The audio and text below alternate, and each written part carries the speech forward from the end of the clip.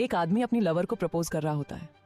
तभी अचानक पीछे से एक जहरीला सांप आता है जो औरत को काट लेता है और वह उसकी बाहों में गिर जाती है और धीरे धीरे उसकी जान चली जाती है। मारोलो टूट जाता है।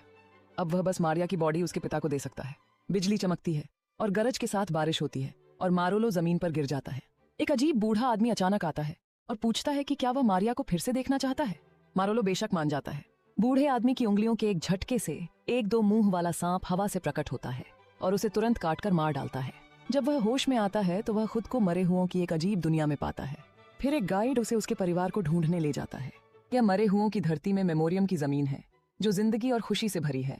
मालोलो आखिरकार अपने परिवार से मिलता है जो सभी बुलफाइट में मारे गए थे और बहुत मशहूर हुए थे। सबसे बड़े चाचा ने अपने मूत्राशय से बैल से लड़ाई नहीं की, इसलिए बैल ने उन्हें मार डाला। दूसरे चाचा ने केवल एक हाथ और एक पैर से बैल से लड़ाई की और फिर एक शानदार उपस्थिति दर्ज कराई। दादा एक निर्दयी व्यक्ति थे जिन्होंने अकेले 3 बैलों को चुनौती दी, लेकिन दुर्भाग्य से मर गए। इधर मालोलो अंततः अपनी माँ को देखता है और उसे मारिया की अपनी खोज के बारे में बताता है। उसकी माँ मालोलो को देवी से मदद लेने के लिए ले जाती है, लेकिन अप्रत्याशित रूप से मेमोरियम की भूमि के सिंहासन पर बैठा व्यक्ति विस्मरण की भूमि का देवता है। यह विस्मरण की भूमि मेमोरियम की भूमि के नीचे है। अपने प्रियजनों द्वारा भुला दी गई आत्माएं विस्मरण की भूमि में आएंगी और फिर धीरे धीरे गायब हो जाएंगी।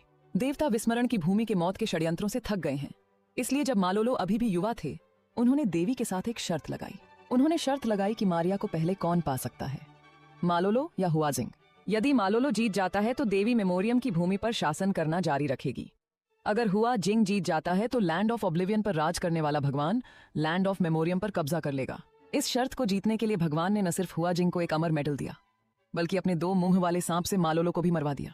मारिया हालांकि मरी नहीं थी, वह सिर्फ बेहोश थी और आखिरकार हुआ जिंग ने उसे जगाया जिसके पास अमर मेडल था।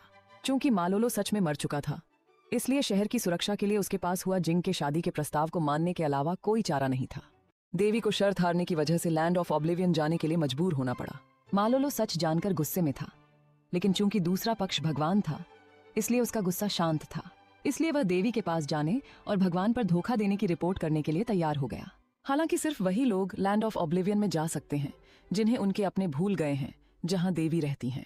अब सिर्फ एक ही रास्ता है केव ऑफ द डेड से होकर, लेकिन बदकिस्मती से वह एक बंद गली है और कोई वापस नहीं आ सकता। मारिया को फिर से देखने के लिए मालोलो उसके दादा और उसकी माँ केव ऑफ द डेड के गेट पर पहुंचे, लेकिन अचानक एक भूल भुलैया में फंस गए।